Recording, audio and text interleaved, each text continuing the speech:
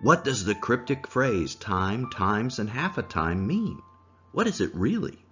Sure, we know it means approximately 3.5 years, but why did God choose this phrase about time, and why did he divide it like he did into 3 segments? In this video, we're going to explore this phrase, what it means, and what happens during this period according to the book of Daniel. If you follow this channel, you know we've been working through a series on the prophecies in the book of Daniel. If you haven't, you might want to click on the banner when it appears to start at the beginning of this series, because things make more sense when you've worked through all the parts. But if you've been watching or you just want to find out about this phrase, let's get going. Now, just about every student of prophecy knows the phrase time, times, and half a time means 3.5 years. But is that all it means? If so, why did God give us this crazy phrase? Why didn't he just say 3.5 years? In other places in Daniel, he uses specific numbers, like 1,290 days or 1,335 days, which are simple, easy to understand. But here, he constructs a crazy formula. Why? Why use the word time instead of year? And why did God divide it like he did into these 3 sections? Like so many things we've been learning about the book of Daniel, there is more to the story than we think we know. And we'll try to answer all these questions in this video. We first encounter this phrase in Daniel 7:25, where we learn the saints of the highest one are given into the hands of the little horn for this period, time, times, and half a time. Daniel is told about this phrase once again during the great final vision of Daniel 11 through 12. And once again, it involves the shattering of the holy people or saints. Finally, this phrase is again repeated in Revelation. This time, we are told that after the dragon, who is Satan, is cast out of heaven, he pursues the woman, who is spiritual Israel, or the remnant of Israel. But this time, provision is made for the saints, and for time, times, and half a time, the woman is nourished. Again, this phrase represents a time when the holy people are being persecuted. We'll return to all 3 of these passages about the phrase again and unpack them, but for now, let's answer the first question we asked. Why does God use the cryptic word time instead of year?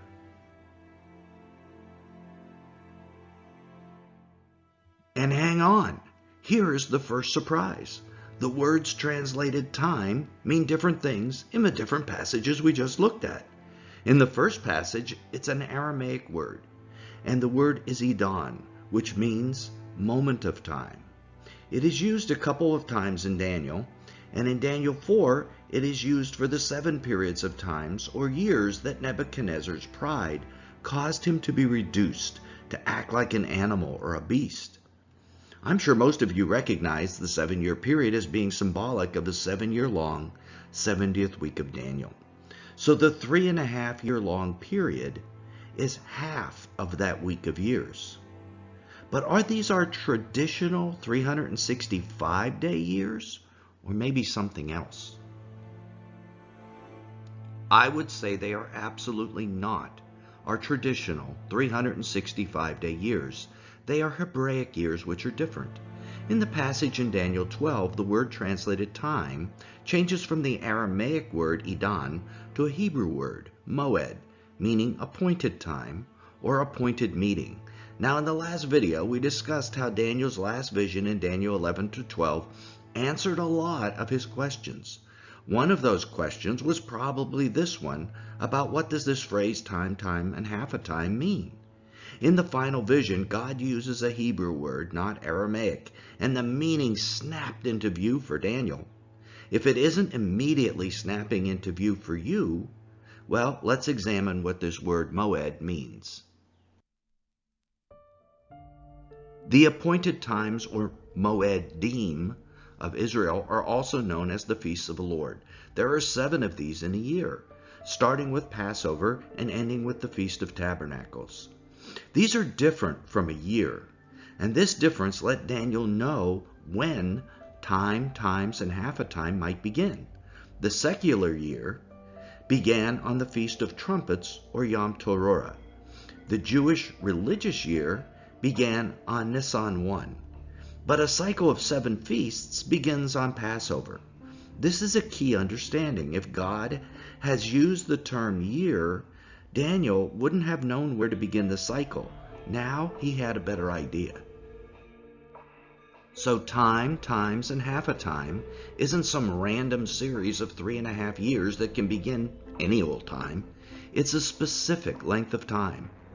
One series of all 7 feasts of the Lord, or Moedim, begins with Passover, followed by 2 complete more series of these feasts, starting on their respective Passovers, and followed by half of the time from Passover to the next Passover.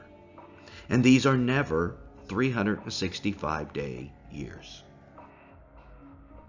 In fact, the word moed, or appointed time, is found in the Bible before the creation of man.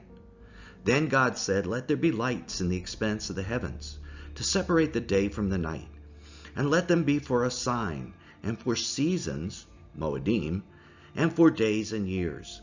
God set the sun and the moon in the heavens to control the days and years and the timing of the appointed times, or feasts of the Lord. So the complex Hebraic calendar controls the length of time between one Passover to the next. Some years it's 353 days, others 354, 383, or 384 years, depending on lunar cycles and whether or not it's a leap year. So is time, times, and half a time 3.5 years long? Well, I'd have to say yes, but only approximately in our Western minds.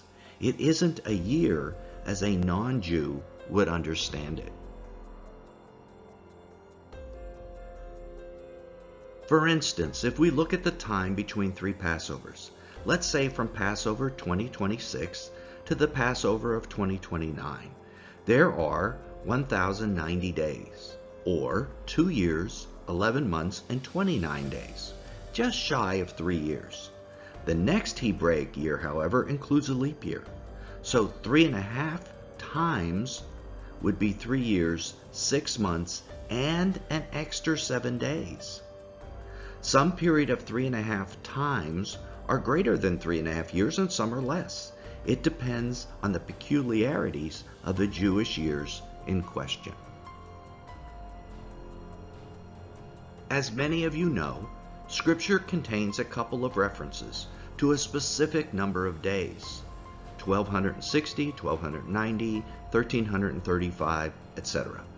We'll explore these later in the video, but what is more important than the number of days is God's focus on the feasts of the Lord in terms of the end times. And he lets us know this by using the phrase time, times, and half a time, or more properly, appointed time, appointed times, and half an appointed time. The cycle begins with Passover in the first month of the Hebraic ceremonial year. So these 3.5-year cycles of Hebraic Moedim, or Feasts of the Lord, begin on or around a Passover. And in this same passage, we see the beginning of that period is also marked by the abolishing of the sacrifice and the setting up of the abomination of desolation, which is probably on or near a Passover as well. Earlier in this same vision, Daniel identifies this exact event. The beginning of time, times, and half a time is clearly marked by the little horn's forces desecrating the sanctuary, doing away with the sacrifice, and setting up the abomination. This passage in Daniel 11 marks the beginning of those times in this chapter. This event also marks the flight of the Jewish remnant from Israel. Jesus spoke of it in Matthew. He specifically mentions watching for this event, the abomination, which Daniel warned us about. He told us, all who are in Judea, which is today's West Bank, must flee to the mountains of Israel at this point. Why are they fleeing? Jesus is pretty clear that immediately after this event, the abomination of desolation, the Great Tribulation occurs, the greatest persecution of Jews and Christians ever. When you consider the Holocaust, that really is saying something. This passage by Jesus is actually a quote from Daniel's great vision prophecy, from Daniel 12:1. Jesus expands on the vision in Daniel. The angel informed Daniel the times of trouble was the greatest time of trouble ever for Daniel's nation. Jesus expanded it. It will be the greatest time of trouble for the whole world. Jesus had more to say about this in Luke, which is mirrored by Daniel's great vision. Both are speaking of the inhabitants falling by the sword and being taken captive. And notice this frequently overlooked aspect. Jesus calls these the times of the Gentiles. He uses the same Greek word, appointed times, just as in time, times, and half a time. In Revelation, we learn more about this period. We've already seen that the dragon, who is Satan, persecutes the woman who gave birth to Jesus, the male child.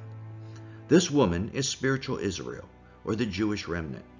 God gives 2 wings of a great eagle to the woman to assist her in escaping, and he nourishes this group away from the presence of Satan for this same time period, time, times, and half a time.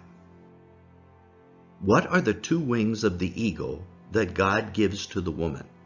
There are lots of theories, but the most logical come from the Bible itself. In Isaiah, we read about mounting up with wings like eagles, and that allows the weary to endure with strength. This may be a great picture of God granting the remnant supernatural strength to escape Satan's clutches. And where is the woman taken? Into the wilderness, or desert mountains, where there are thousands of small caves, much like the ones at Qumran, where the Dead Sea Scrolls were hidden. God's chosen remnant will be hidden away, just like the scrolls, and nourished there, just like God nourished Elijah. But while God is protecting his Jewish remnant, Satan will turn his fury on the Christians. This is a critical understanding about the period, time, times, and half a time. Satan attacks the Jews first. When the remnant is protected supernaturally, only then does Satan turn his persecution on the Christians. We will come back to this point shortly. Daniel's great final vision discusses Christians and their persecution. They are referred to as those with insight. We see that the little horn will use smooth or deceptive words to turn the world to godlessness. But those with insight, the Christians, will display strength and act. They won't hide in bunkers. Rather, they will give understanding about the gospel to the many. However, in the process, many will fall. But in the long term, they will be resurrected and shine like stars in resurrection bodies. Now let's return to Daniel 7:25. We promised to unpack it. If you remember, in that passage, the little horn wears out the saints, and they are given into his hand for time, times, and half a time. We've just seen that. 2 other things happen during this period. One is that he speaks out against the Most High. In Daniel 11, we see this elaborated on. He will say monstrous things against Jehovah, the God of gods, and against Jesus, and he will glorify himself. Not only won't he show regard for the God of gods, he won't show regard for others as well, not the gods of the region where he was born, or any other god. But nestled in this phrase about not regarding gods is a phrase about not regarding the desire of women. What does this mean? Many have taken it to mean that the man is a homosexual. But then why place that phrase in this section about regard for gods? Much, much more likely is that this phrase refers to the deity Tammuz, who was titled the desire of women. It is also possible it refers to the Messiah, because it was the desire of all Jewish women to bear that Messiah. Then the scriptures tell us who he will honor: a foreign god, a god of fortresses. Now this rock relief pictured on the screen is thought to be that of Nimrod, who tried to build the ultimate fortress, the Tower of Babel, in defiance of the true God, as a protection against a future flood. So I believe this passage is referring to the demon who possesses the little horn that we've discussed in most previous episodes, the same one that possessed Nimrod. Notice, it is a god his fathers did not know. That's because this demon will have just come up out of the abyss. No one on earth will know him till that point. The final thing Daniel 7:25 tells us is that the little horn tries to make alterations in the law and the seasons. What law does he attempt to change? Why, God's holy law, of course, and he substitutes something, perhaps Sharia. But what about this word seasons? What is that? In Aramaic, the word zaman means appointed times. That's how important the appointed times are to the end times. It is one of the primary things the little horn attacks: God, his law, God's people, and the appointed times. I'm sure that's a shock to most Christians who aren't even familiar with the feasts of the Lord. A great deal of the timing of the end times, I believe, depends on these feasts. Let's look at a couple alternative theories for the mysterious number of days in Daniel and Revelation: 1260, 1290, 1335. The Bible isn't completely clear as to what these days are, but if we do some mathematics, we discover some interesting possibilities. If one examines the final chapter of Daniel, time, times, and half a time seem to be associated with 1290 days. Of course, what exactly happens at the end of the 1290 is not clear from this passage. But let's present a scenario anyway. Let's consider what the outcome would be if the regular sacrifice was eliminated and the abomination of desolation was set up, say, on Nisan 1 of a given year. If we count 1290 days from this date, where would we end up? In some Hebraic years, we would conclude the count exactly on the final day of the Feast of Tabernacles. For instance, on the last day of Tabernacles in the Gregorian year 2030. This count is exactly 1290 days from the Nisan 1, 3.5 years earlier.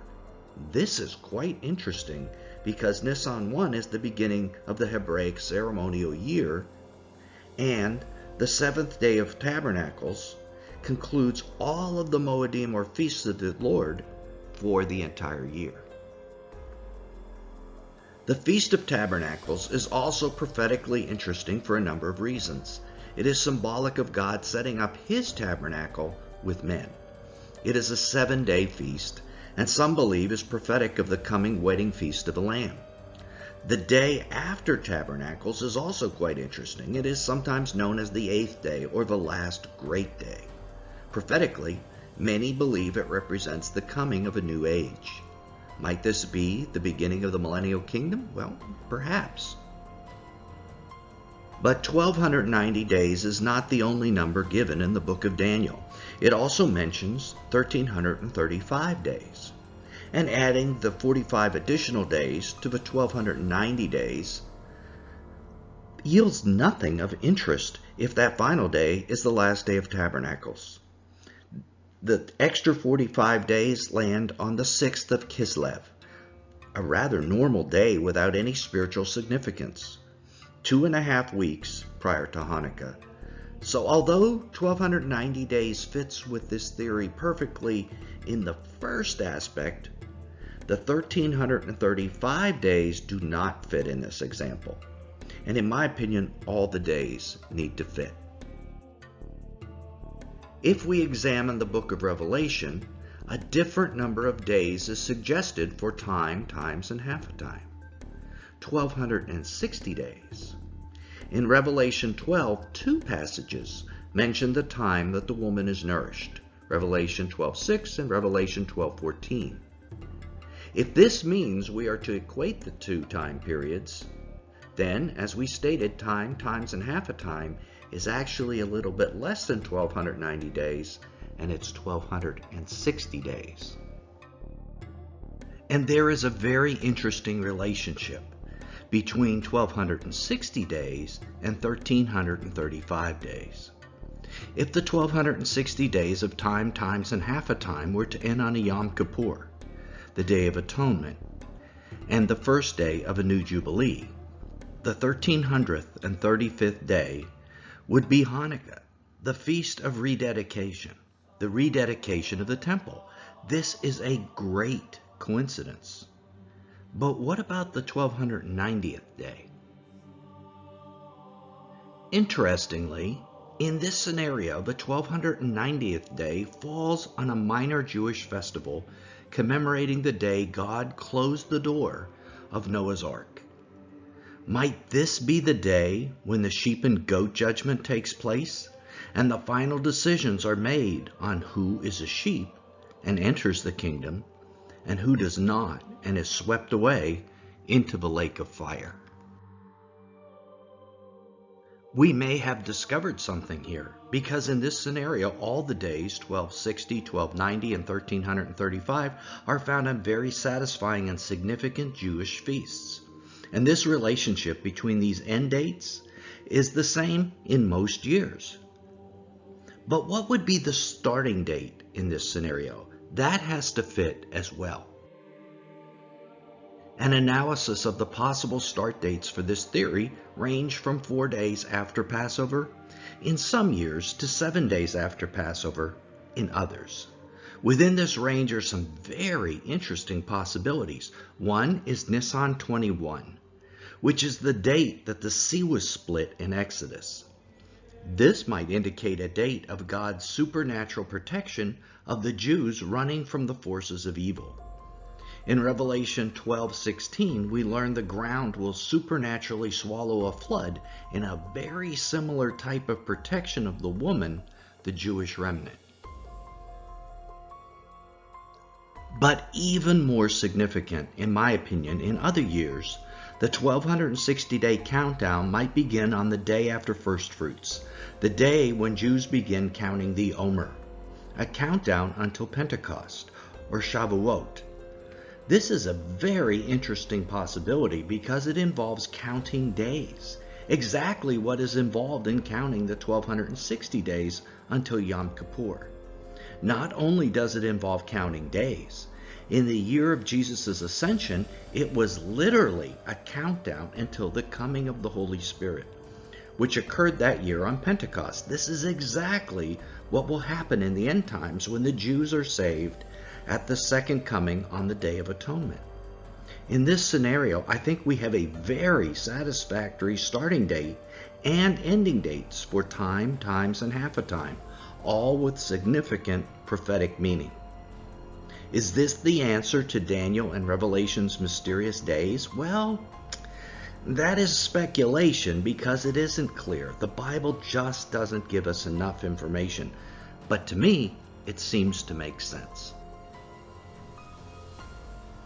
This brings us to the great mystery of the three divisions of time, times, and half a time. I think we all need to ask ourselves, why did God create these three divisions? What could they mean?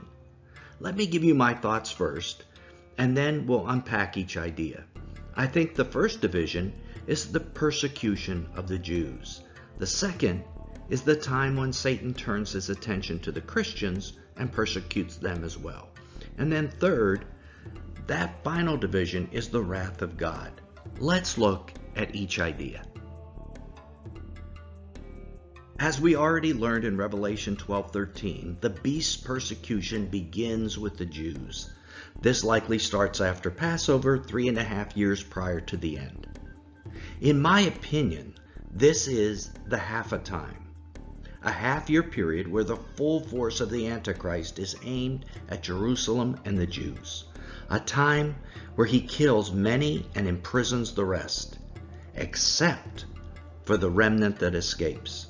The escape of this remnant infuriates him, and he turns his fury on Christians.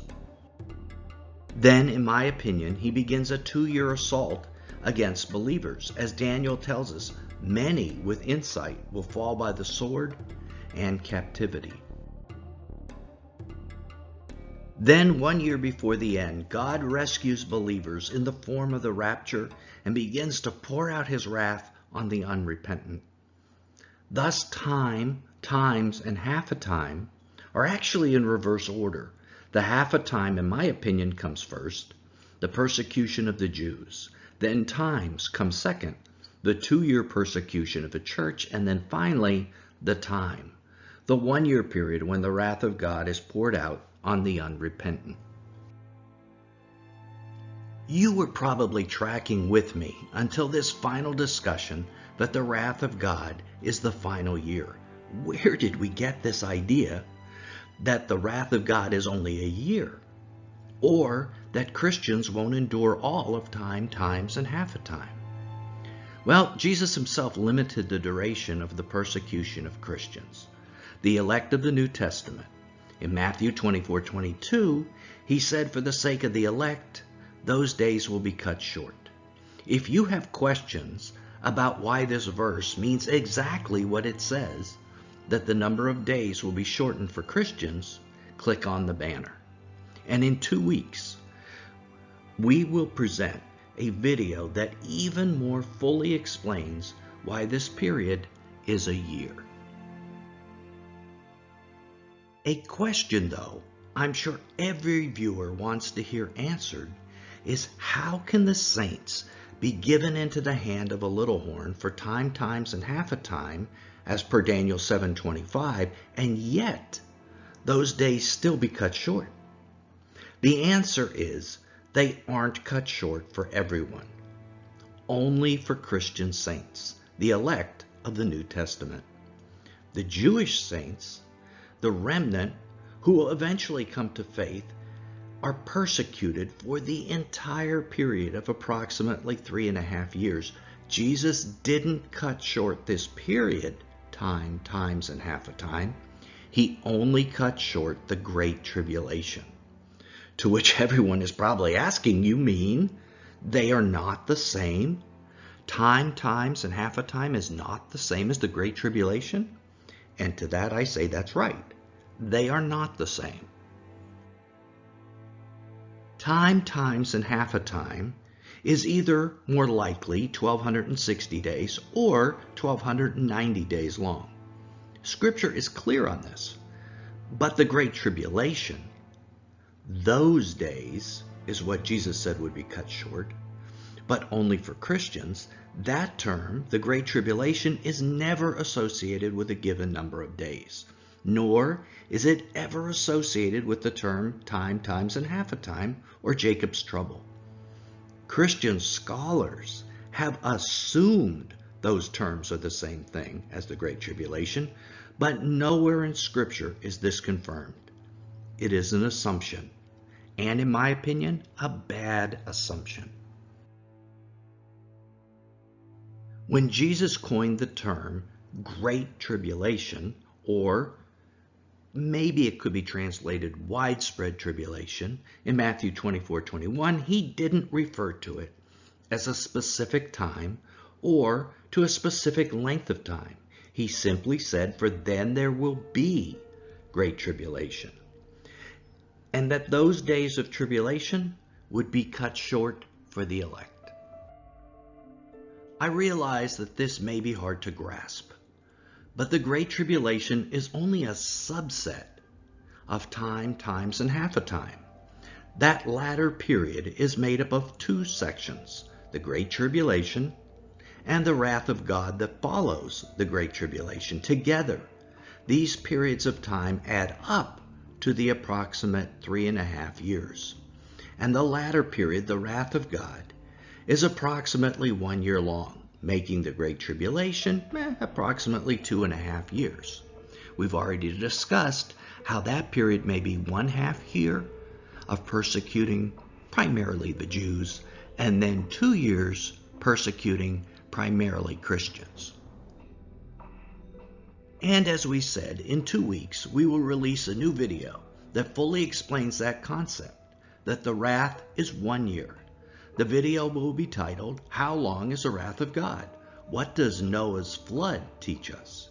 If you want to explore that idea fully, watch the video in 2 weeks. This brings us to what was probably the most stunning aspect of the prophecy for Daniel, the resurrection. Daniel was already aware of Isaiah's prophecy of the resurrection, but now God gave Daniel his own, and it provides a rough approximation of the timing of the resurrection. It will be at that time, at the time of the Great Distress or Great Tribulation. And this final aspect was still a bit confusing to Daniel. The angel explained to him that he wouldn't understand because the words were still sealed until the end time. Even the prophet could not understand them.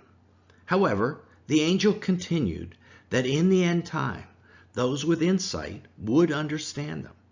That is you, my brothers and sisters, now understanding the formally sealed words. But the angel reassured Daniel that he would be part of the resurrection. Then the angel assured Daniel that he would be part of that final resurrection. And this is all anyone who has lived prior to the time of the end has ever needed to know, that they will be part of the resurrection. The rest of the details in the book of Daniel were unimportant to them. The great reformers in Walvrud, for instance, they didn't need to know the unsealed words. Just like Daniel, all they needed to know was that they would be resurrected.